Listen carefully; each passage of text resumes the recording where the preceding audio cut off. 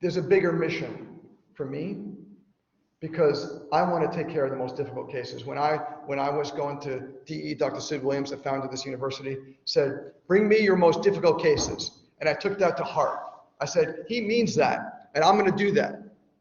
So that's where I am now. I see the most difficult cases. Dr. Sid also said, I accept all cases, regardless of condition or financial ability. That's my motto in my office. We don't turn anybody away. We want to make sure everybody gets care. Not just people who have insurance, not just people who can afford it. Everybody needs care, especially our kids. But so many chiropractors out there, even the ones who claim that they are doing pediatric chiropractic, what they're doing is they're seeing some kids, but mostly adults. And there's nothing wrong with that. We need that kind of chiropractic. But this is our future. If we don't do this, let me tell you something, nobody else is gonna. Nobody else is going to see these kids and take care of them that we can, right? Because what we do is so special and so unique and so different. Autism has increased since 2000, 800%. 800%. Forget about the reasons why. We can't plug the bucket, right? My job isn't to teach you guys how to plug the bucket, because the bucket is probably unpluggable. What can we do to take care of those kids? Is I need your help. They need your help. 1 in 5 children today in the United States has a mental health disorder. 1 in 5. You can build your practice on this, guys. You can build your practice. I don't just have like 20% or 10% kids. I have 50, 60% kids. And a large portion of those kids are the ones who are neurodevelopmentally challenged, who are neurodivergent, as we would call it. Right? That's the kind of kid I want to see. But they need your help. We need a lot more of people who are willing to take the chance to go in this direction, to take care of the kids who really need our help. Yeah, the kids with asthma need our help, and the kids with ear infection need our help, and all those neurotypical kids with these issues. Absolutely, they all need our help. But the ones who really need our help, they're the ones whose brains need us to fix them. Because remember, as a chiropractor, my job, and get this, Christian first quarter person, you're not a back doctor. You're not a bone doctor. You are a brain and nerve system specialist. That's what I am. That's what I do. I take care of this. 1 in 6 kids in the US now has a developmental disability. 1 in 6. And let me tell you something, guys, this ain't stopping. It's getting worse and worse and worse. As I have gone through practice since 1989 when I graduated from here, since I've gone on in practice, I've seen it get worse and worse and more and more. And now it is like a flood. Every other kid coming in, autism, learning disorders, ADHD, all this, boom, boom, but they need us. We're desperate. But if we're not there for them and we don't teach them what chiropractic really is, then we're missing a whole boat. We're missing the whole thing.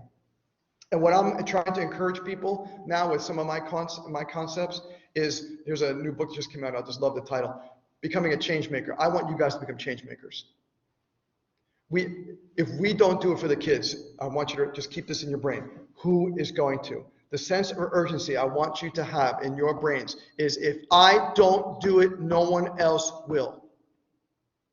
And yet there's a lot of chiropractors out there. There's 60, 70,000 chiropractors in the country. But trust me, 99% of them aren't really working with kids. The amount of chiropractors out there really, really, truly working with kids, not just happen to have some kids in their practice, really working for kids, is probably less than 10%. So how can pediatric chiropractic be disruptive? That's my motto in my next phase of my career after 33 years of doing this. My next phase is to be disruptive. And it came from this. I went to an ICPA conference back in 2018, and Bill Estes was there. You may have heard of him. He created the company called Patient Media. And he said, chiropractic is disruptive. And I liked that. I said, that's really cool. I like that. Chiropractic is disruptive. We don't treat people. I don't have treatment rooms. I don't say, let's lie down and treat you. I adjust someone. There's no treatment. I don't use the word treatment is taboo in my office. It doesn't require a prescription. It's natural, it's safe, and it respects the wisdom of the body. So I said, I'll never forget this. It's one of those kind of moments. I'm sitting with my wife. She's Dr. Lisa, you probably know her. human development, clinical psychology. So I'm sitting with my beautiful wife in the seminar. I'm like, Lisa, we got to come up with something called disruptive pediatrics. I like the ring of that. She's like, yeah. And we started writing on, like, taking our notes and coming up with some disruptive pediatric ideas. And that's what I'm going to share with you today, is disruptive pediatrics. First is this: kids are not little adults. This was one of Webster's favorite sayings. Kids are not little adults. You don't just take a chiropractic adjustment for an adult and put it like this for a kid. That's not what a pediatric chiropractic adjustment is. A pediatric chiropractic adjustment is as different as Gonstead is to Thompson. They're both great adjustments, but they're both vastly different. And we have to understand that. We have to understand that chiropractic requires us, with kids, to actually work harder. One of my interns yesterday was telling me that one of her friends is working in an office where they don't charge for kids. Now, I'm not going to condemn that and say it's wrong. I have no judgment. I'm a very judgment-free kind of person, so I have no judgment about that. However, I think it's harder to adjust kids than it is to adjust adults, especially the special needs kids. So to not charge for them, I'm like, why would you do that? Why would you? And I get the idea. We were trying to give it away. It's a beautiful concept. But to me, it's self-defeating. Because if I did that in my practice, I wouldn't be able to afford to stay open. Because 50 to 60% of my kids are my practice is kids, right? It wouldn't make sense. So the way we work in our office financially is we charge by person. I don't care how old or young you are, right? That first individual, we all do, and we do monthly. We don't do insurance. I stopped insurance 5 or 6 years ago. So everything is monthly. And we make it very easy and very affordable for everybody to be able to get care, no matter what's going on with them. So pediatric chiropractic is a whole different kind of model. This is Dr. Larry Webster, the founder of the ICPA. Me, back in 1995, adjusting my son, Palmer, who's a month old. It was this very conversation that changed my entire life. Because when I graduated from Life University, as much as I really enjoyed pediatrics and really enjoyed hanging out with Dr. Webster, my goal was to go into sports. So I actually got my sports certification, the CCSP, by 1991, 2 years out of school. I already was there. But athletes, nothing against athletes, because I'm an athlete myself, a hockey player. Athletes are smelly and they complain a lot. And that wasn't really the thing that I was called to do. I thought it was, but it really wasn't. And Webster's talked with me after adjusting my son, and he said, Drew, autism. And I'm like, yeah. He said, autism. I'm like, what about it? You need to study that. You need to be a leader with these kids. And I said, why? Autism? It's like, this is 1995. You probably weren't even born yet, some of you guys. He said, it's coming up. It's going to be a big thing. I said, well, you mentioned it like in a sentence when I was in school, like 6 years ago. It's getting bigger. You've got to study it. And he had this effect on me, and I decided to study autism and really delve into pediatric chiropractic, and it changed everything. Everything. So I want to be your Larry Webster. I want to change your thinking right now, because we need your help. They need your help. It's a whole new skill set. Even in 1924, one of the original green books, Chiropractic Hygiene and Pediatrics. So it's almost 100 years ago that we started this conversation, right? It's not just adjusting kids by taking that constant adjustment and adjusting with less force. That's not it. There's so much more to pediatric chiropractic. Number one. Number two, focus on the whole child. We don't just, so many chiropractors, not once again a fault of their own, usually a fault of schooling or other kind of influences, is we focus on problems, right? So you come in with asthma, I'll fix your asthma. You come with autism, no. You can't even say you come in with back pain, I'll fix your back pain. What do I really do? What do chiropractors really do? We correct subluxations, that's what I do. I don't fix something. So when someone comes in a couple weeks ago and they said to me, can you help my kid's autism? I said, that's not my job. She said, well, why am I here then? I said, my job is to make his brain and his nerve system be the best it can be. That's my job. Because if I can make his brain work better, then he works better. Because a lot of these kids, what's happening, when you talk about these developmental milestone issues, right? A lot of these kids, when they have an issue, the problem is that their chronological age doesn't equal their brain age. I had a little boy yesterday, first visit, 5 years old, big kid. He's up to here on me at 5 years old. Not that I'm particularly tall, but he's still up to here on me at 5 years old. Big kid, nonverbal. I said to the mom, we did, I do a lot of functional neurology with Melillo's work and stuff, Dr. Robert Melillo, brain balance book and stuff. And I said to her, how old is he? She said, 5, like we talked about. Yeah. I said, but how old is his brain? She said, what do you mean? It's 5. I said, no, it's not. I said, his brain might be chronologically 5, but neurologically, he's like a year old.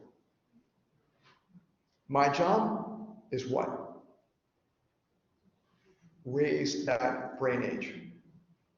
That's the job of chiropractic. It's not pushing on backs. Pushing on backs is easy, man. Anybody can do it. There's a lot of people out there. You guys got a lot of competition with back pushers. PTs, OTs, massage therapists. There's a lot of people pushing on backs. Go away from that. That's not what we do. What we do is change the brain and nerve system and the way the brain and nerve system functions. The ICPA stands for salutogenic model. Salutogenesis is the opposite of pathogenesis. Pathogenesis is taking care of a problem. I have this issue, I take care of that issue, and then I'm done, right? You go to a dentist, you have a cavity, you fill the cavity, you're done. That's not chiropractic. Chiropractic is salutogenic, which means every time you get adjusted, you get a little bit healthier. It's like a bank account. I put a little bit money in every single week, right? And we got our 401ks, right? And we have our IRA investment plans and our simple IRAs and that kind of stuff. And our Roths, we put money every single week. I'm telling you guys, just as a tip, start putting money away now. You say, I don't have money. I'm telling you, put some money away now. Put $1 away a week. Make it a habit every week to put money away into some savings account. You'll be stunned when you're my age, almost 60, how much money you have by putting the money away now. But as I say, that's how health works too. You put deposits in, you eat good, you exercise, you get adjusted. It's all like a healthy habit. That's salutogenesis. Chiropractic is a salutogenic model. You can never, ever not need an adjustment to make sure your nerve system is finely tuned. Right? How cool is that? It's not a model of, well, let's just say I'll see you 3 times a week until the pain goes away and then you're done. No, it's I'll see you and then I'll keep on seeing you, maybe less and less, but I'll keep on seeing you because we can add health to your life every single time. What other healthcare practitioner can do that? Nothing that I know of. Everybody else is focused on the treatment of an issue. We can focus on the improvement of someone's life. That's why what we do is so powerful. Number 3, we are patient-centered, not technique-driven. Sometimes kids can't lie face down on your adjusting table. Sometimes they can't lie down because lying down will get them scared. Because if you're on the spectrum and you lose vision going face down, you're scared. So they don't want to lose vision. So what do? You adjust them right here by the toys. You adjust them like I said over here on Mom or Dad's lap. You adjust them anywhere but where you think you have to. Now, yes, in chiropractic school and in clinic, you're probably going to have to put someone face down because that's just how it is done to train you. But I'm telling you the real world. The real world is I adjust them wherever they want to be adjusted. They want to sit on my, yesterday's new patient, this 5-year-old boy, he wanted to sit half on Dad's lap and half on the chair. Fine, I don't care. I said today's first adjustment is going to be an intro adjustment. And I'm not doing anything osseous with him for the first 10 or 12 visits or so. I'm doing network, I'm doing best, I'm doing BGI, I'm doing SOT, I'm doing really, really gentle stuff because I want to introduce his nerve system to what we're doing to get him ready for the next level. I don't got to rush in. And now if you're doing insurance, you got to rush. You know, you got 10 visits. The insurance company said you got 10 visits. I better get some results in 10 visits. You know what my care plan is for these kids on the spectrum? 2 or 3 times a week until I tell you. I have some kids who have been coming to see me 2 or 3 times a week for like 3, 4, 5 years. You can't do that in insurance-based practice. Not that it's bad or wrong to take insurance. I'm not dissing insurance whatsoever. I'm just saying it's a different model. Disruptive pediatrics, which I'm introducing to you, a very different model, which I want you guys to really think about. Just of where they are. Very brief story. This boy, when he first came in, minimally speaking, only said mom and dad. That was it. He's 4 years old. In 2 months, the kid's talking a blue streak.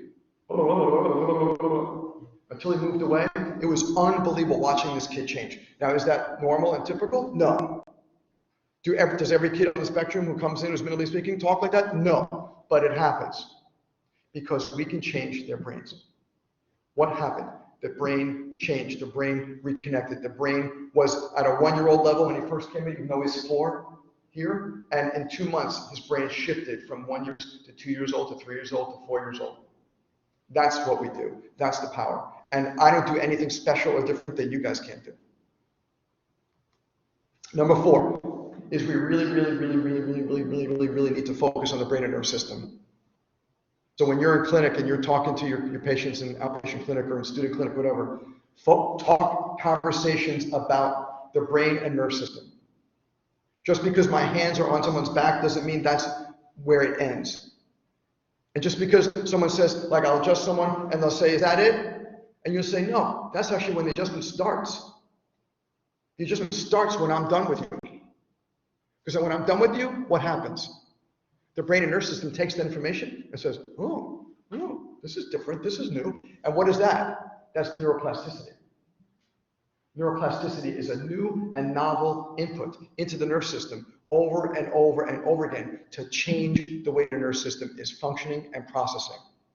That's why chiropractic adjustments are so powerful. That's why functional neurology is so powerful, because it changes how the brain and nerve system receives and then gives back out, right? The sensory and the motor. But you got to change this to change this. If you don't change the input, you can't change the output. That's why what we do is so powerful. And if you look at what we do, look at this brain and nerve system. This was in 1925, 2 students at Kirkville College of Osteopathy spent 1,500 hours dissecting every single nerve branch off the brain and nerve system. And this is what it looks like this tree of life. That's what it looks like to me, right? We are brain and nerve system specialists. I want to get that, really drill that into your thought process. Healing takes time. Number 5, all healing takes time, especially in the neurodiverse population. I'm telling you that these kids do not heal the way you and I do, or what we would call a neurotypical kid does. What has been very interesting in my career is to see that these disconnected kids, as we call them, Dr. Malillo's book, their subluxations resist correction.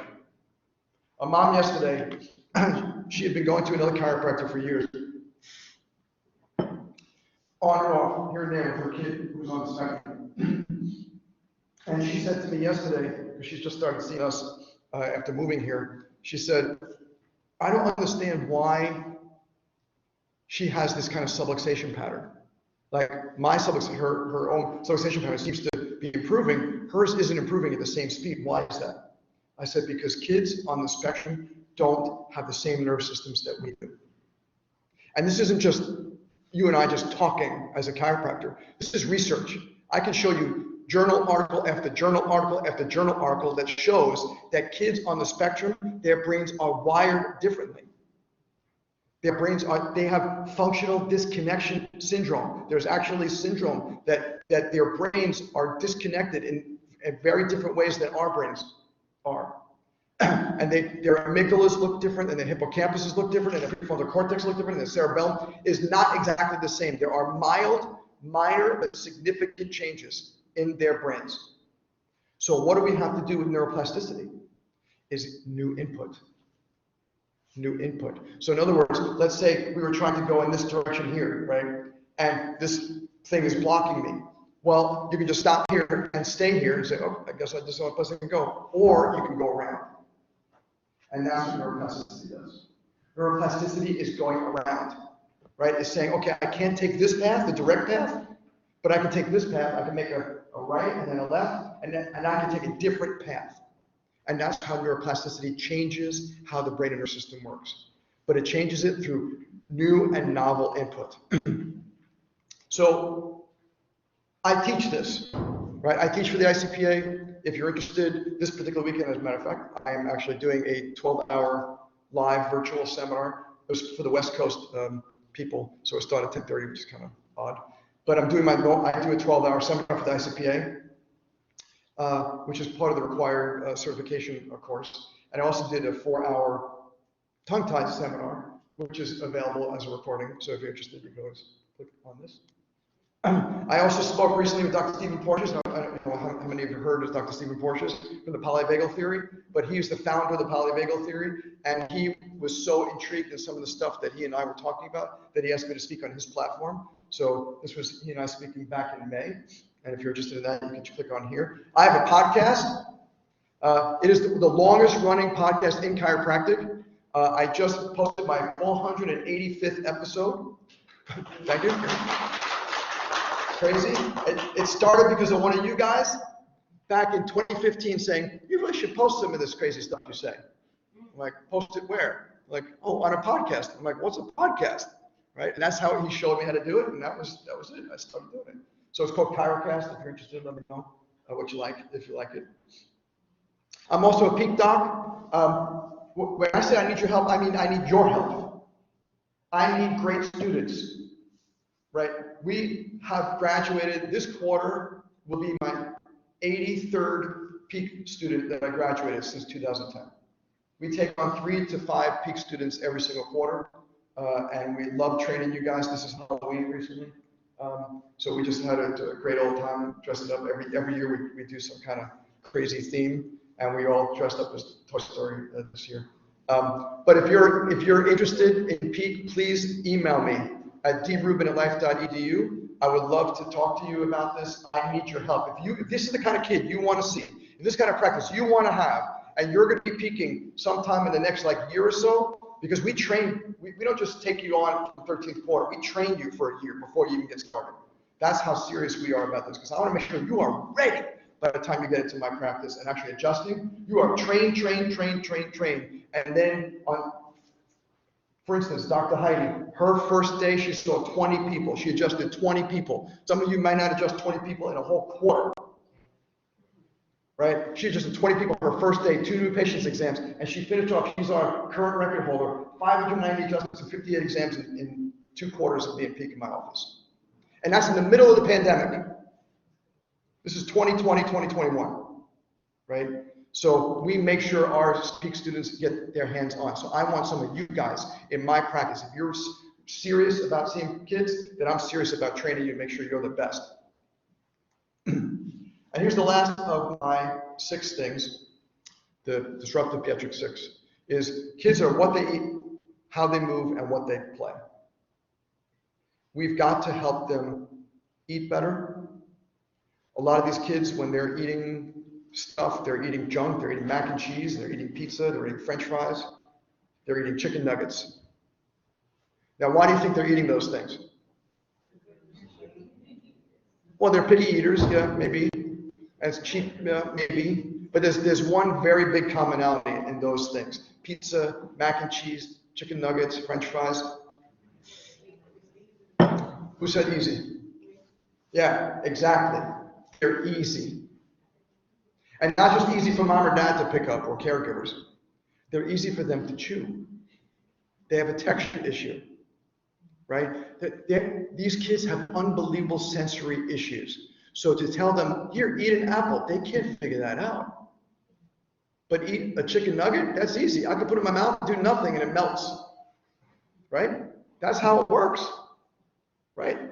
And that's the same with pizza, the same thing with French fries. You don't really have to chew much because they have all these sensory issues, right? The incoming issues. And then if you have a sensory issue, you can't figure out an apple in your mouth, what happens to the motor? You can't chew, right?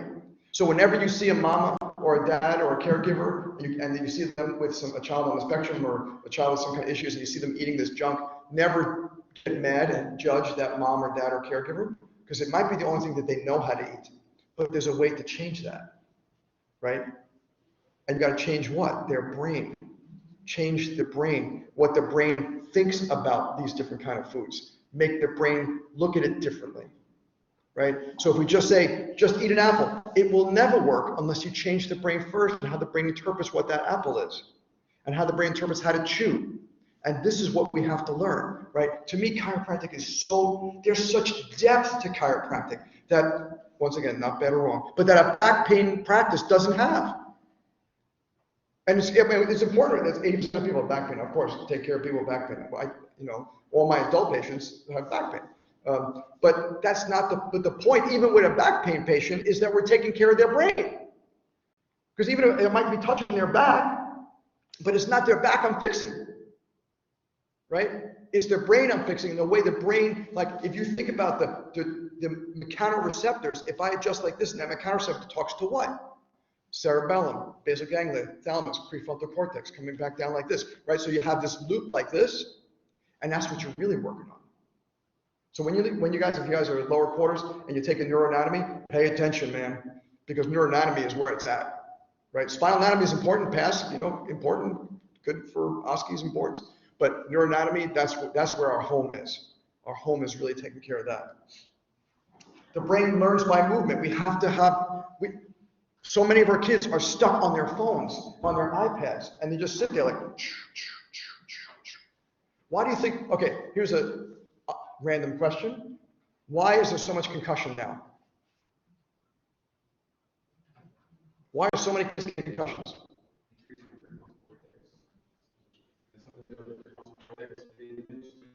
Yeah, okay, so there's definitely some issues with the prefrontal cortex, but why are there problems with the prefrontal cortex? What are kids doing? If you spend most of your time with your head down, you're going to diminish how your prefrontal cortex works, right? And you're also going to make your neck weaker. So you play football, you wrestle, you play hockey like I did for 40 years, right? All these sports where they used to be able to take those hits easily, now they can't take the hits anymore because they're already moving like this. So you wonder where all these concussions are coming from. It's because they're not moving.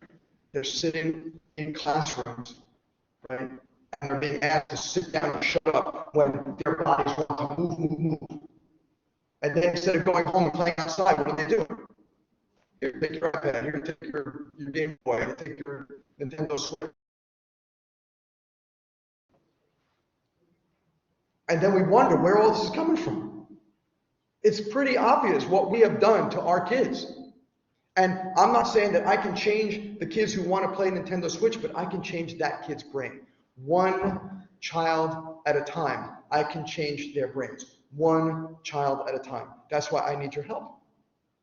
Because if I think about the 30, 40 of you in this room right now, how many kids can you touch, right? So if I'm touching several hundred a week and you're touching several hundred a week, right? That's thousands, right? And that's how it's going to change. That's how we make change. One person at a time, one kid at a time, one brain and nerve system at a time. So we have to teach these kids to move. And chiropractic adjustment is movement.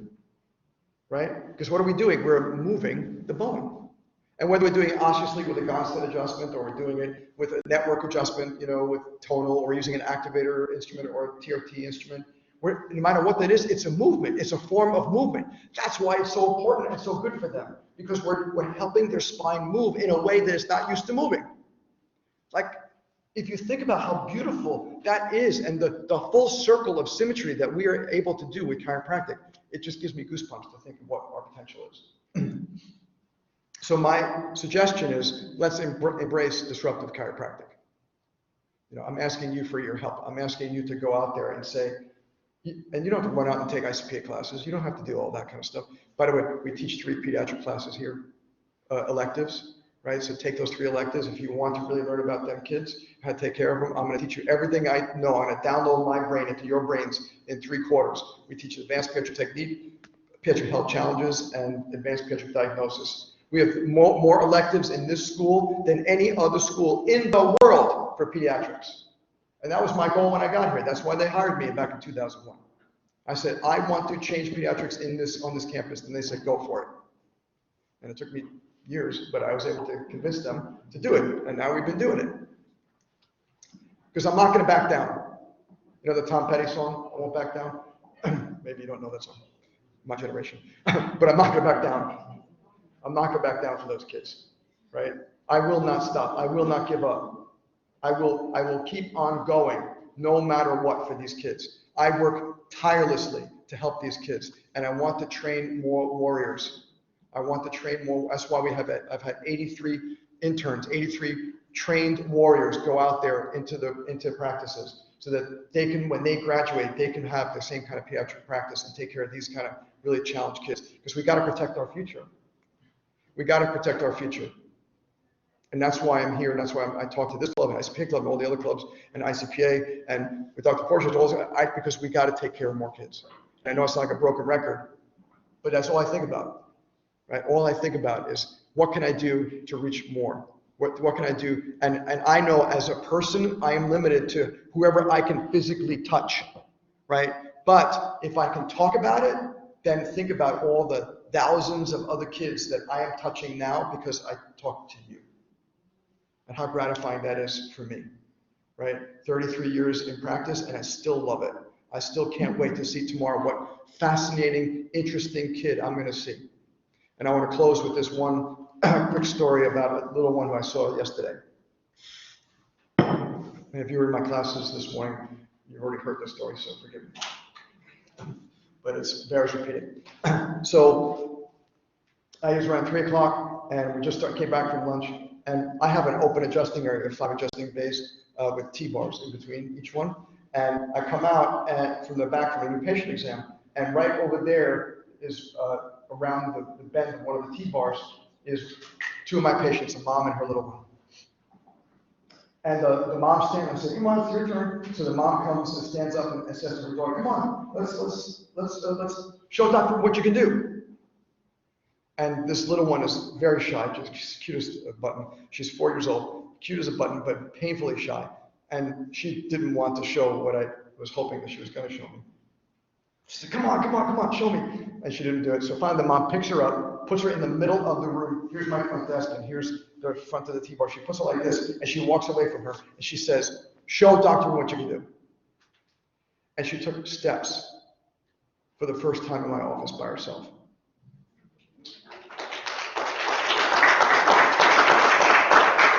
She'd been to OTs and PTs, and everybody's telling her because of this, and this, she ain't gonna walk, and this and that. And I watched her walk in my office. 4 months after her first adjustment, she's walking. After all not that the PT and the OT was bad or wrong, she needs it to strengthen the muscles, absolutely, there's nothing wrong with that. But what does she really need is to get reconnected, right? She was disconnected. By reconnecting this little one, we were able to watch her walk. And I'm like, like to see that, like, wow. The power that I know that it was in her, it just had to be released. And it wasn't. And as BJ says, the chiropractic adjustment releases the prisoned impulse, right? We released that prisoned impulse that her brain and her nerve system weren't able to work the way it's supposed to. It was disconnected, as Robert Malillo would say. We were able to reconnect that and watch a miracle happen. And that's what I do all day long, is I watch a miracle and another miracle and another miracle and another miracle and all these beautiful things. And I'm like, why would anybody want to do anything else but this? Right? This is like so gratifying. I come home like elated, tired but elated because of what I know, that not that I did, right? It wasn't the Drew Rubin show. It was what they did. But you can do this too, and you need to do this. I'm looking for recruits, right? I'm like the person up front saying, we need you. We need you for this battle, because that's what this is. This is a battle for our kids' health. And any other profession out there isn't going to do what we do. It's really up to you. If you're interested in disruptive pediatrics or in internship in my office, there's my email address. Please let me know if I can serve in any other way. Thank you guys, and now I just want to open up for some questions. But thank you so much for your attention.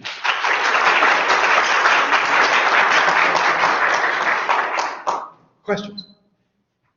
My question is, I know you said you did ICPA class with OT2, but you also have a background in functional neurology. Is there anything else you would add to outside of the chiropractic courses? probably take to make you well-rounded in the pediatric aspect? Yes, great question. So, I mean, I'm very slanted towards the ICPA. Webster was my hero, my mentor. I'm a diplomat in the ICPA, so I certainly love the ICPA and think that's the best thing to do. But I absolutely love Dr. Melillo's work, and it's called the Melillo Method. And he teaches the Childhood Neurodevelopmental Disorders series. It's a 10-module series that I became certified in a couple of years ago.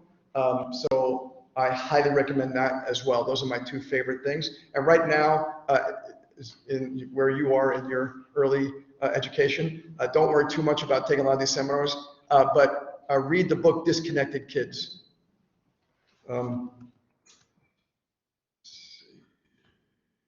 Here, read this book, Disconnected Kids. You can get it on Amazon now for like $10 or something. And the library has some too.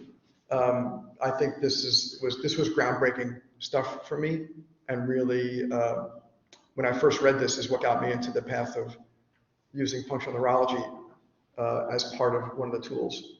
Good question. Thank you, Christian. Yes. So to piggyback on that question, so would you say there's a significant difference between a pediatric chiropractor and just a chiropractor who adjusts kids? Yes. It is, and if so, what's that difference? Excellent question. So, once again, with no judgment, anybody can adjust a kid just to say, I'll just take whatever adjustment I use on my adult and just do a little more gentle adjustment. And that's lovely and that's great and we need it, right? For everybody who's doing it out there, excellent, keep it up. But I'm writing a paper on this right now. When I see a neurodivergent kid on the spectrum, ADHD, etc., I measure their nerve system. Primitive reflexes, eyes, balance, posture, HRV, EEG. I measure these things and I say, is their nerve system ready for a HVLA adjustment? And if they score low on a lot of these different tests, then they're not ready. So the difference to me in pediatric chiropractic versus regular, not once again, no judgment, but the difference is where is their nerve system is what I'm thinking about. How ready is that nerve system to receive the adjustment I'm going to deliver to it? And my thought process is, let me deliver a more gentle, tonal-based adjustment initially to entrain their nerve system to start it up. And then when they're ready to receive a more HVLA adjustment, then we'll do that. Versus the traditional chiropractic approach, which once again, there's nothing bad or wrong about it, but the traditional approach is, you know, this is what I do. I do Gonstead, they're going to get Gonstead. I do Thompson, they're going to get a Thompson. Diversified, they're going to get diversified. I'm just going to make it smaller. But like Webster said, kids are not little adults. They need a whole different thought process in how we deliver the adjustment, how we know what adjustment to deliver to them at that time for their nerve system. Make sense? Thank you. That was good. Yeah, Christian. I know you said your original background was sports chiropractic. Did that help you anyway with kids? I'm sure you have some children who come in that do play sports. Yeah, being a CCSP actually was a great training. It was a very hard and rigorous training to go through, so it was very challenging and good for my brain. And certainly I used some of the thoughts that I learned during that to help the more athletic, kind of kids and stuff. But like I said, the athlete really wasn't the place that my heart was at. Not that it's wrong. Like if you guys want to go into sports, go for it. But athletes need chiropractic. Olympians, the Falcons, the Braves, they need chiropractic. But that didn't make my heart sing. So my suggestion to you is when you're thinking about what do I want to do with my practice, because remember, you spent like 30, 40 years doing this, you better like it, is do what makes your heart sing. So if it's kids like you, then that's where you focus. If it's sports, then that's where your focus is. Geriatrics, you love the older generations, great, do that. But do what makes your heart sing, because you'll have a lot better practice if you're doing what makes you happy than you're just doing it for the bucks. Yeah, the reason I said that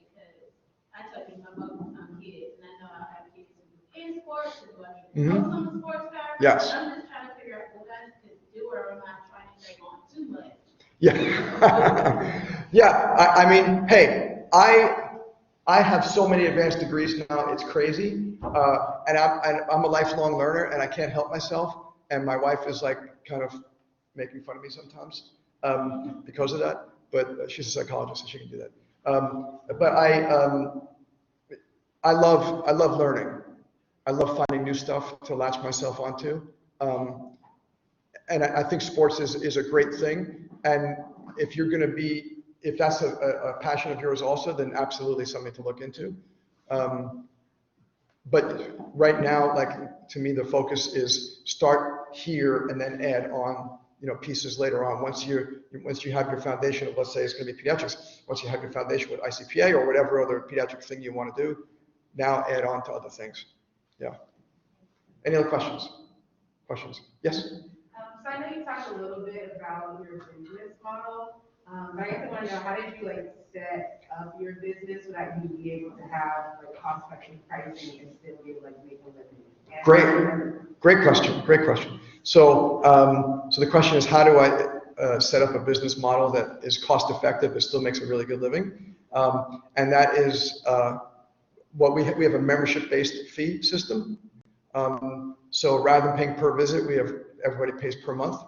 And the first person in the family pays X amount, and then everybody additional pays more in that particular amount. Plus we have the hardship fees for patients who are having some financial difficulties, so that anybody can afford care in my office. And the way you figure out what that fee should be is you have to, wherever you land, whatever city you land in, find out what the average fee is for your adjustments and come up with a number that you think that almost anybody can afford based on that.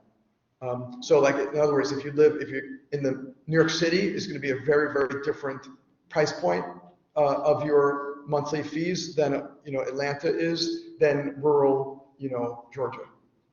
So you'll have different price points based upon where you are, but you come up with that price point and then you create that monthly amount, and that makes it easy for everybody to afford it. And to me, the most important thing is my big goal is volume of people under care. I want to see more. I don't want to say, oh, you can't afford this, I'm sorry, you can't be my patient. I can't, that hurts, especially as a kid, I feel horrible. I can't turn people away. So that's not what most people say, but that's just how I do it. Because I accept, like Dr. Sid said, I accept all cases regardless of condition or financial ability. Yeah, good, yeah. So I guess we probably listened to pediatrics, but how do you go about x-rays and different things with children? Sure, well, x-rays with children is a great question. I don't do x-rays on most of my kids. I only do x-rays on kids if there's been trauma or a scoliosis that I suspect. Otherwise, I send x-rays out and let them deal with that. But I said 10 of, so my time is up. Thank you guys so much. We have a staff member to give his appreciation. Thank you. Yes, you're welcome. Just a few quick announcements before we all get out of here. As you know, it is December 1st, right? So,